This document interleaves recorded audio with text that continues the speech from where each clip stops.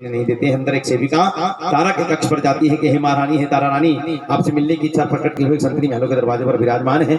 संतनी का सुनते ही तारा रानी भयभीत हो जाती है, थोड़ी चकित हो जाती है। कितनी प्रभात के समय, इतनी सुबह सुबह हमने मिलने की इच्छा प्रकट किए हुए कौन सी संतनी महलों के दरवाजे पर है। आंख बंद करती है क्योंकि बचपन से ही तारा रानी इस माँ की सेवा में लीन थी। माँ की सेवा सच्चे दिल से, सच्ची श्रद्धा से किया करती थी और ये माँ भी उनकी परछाई बनकर उनके पल पल उनके साथ रहती थी। मिलकर कहते जय माता की। तारा रानी पलक बंद करती है, ध्यान लगाती है तो सारा वृत्तांत समझ आ जाता है कि जो महलों के दरवाजे पर विराजमान है वो मेरी पूर्ण जन्म की छोटी बहन है। तुरंत सेविका को हुक्म दिया जाता है कि महलों में प्रवेश की इजाजत है। प्रवेश की इजाजत मिलते ही रुक्मन अपने बालक को लेकर तारा रानी के कक्ष में जाती है, चरणों में रख देती है कि हे महारानी, अब मेरी बालक की जिंदगी सिर्फ तेरे हवाले है।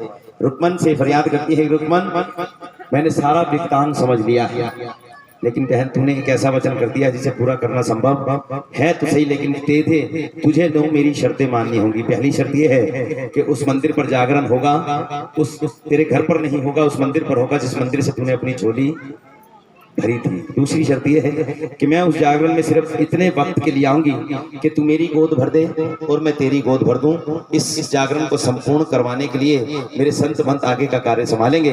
अगर ये सारी बात तुझमें और मेरे बीच में जो हो रही है, अगर ये बात मेरे राजन को पता लग गई कि मैं एक शूद्र के यहाँ जागरण करने जा रही हूँ तो अनर्थ हो जाएगा, क्योंकि राजन जो है अपने से ज्यादा किसी पर विश्वास नहीं करा करते हैं। मिलकर कह दो जय माता की।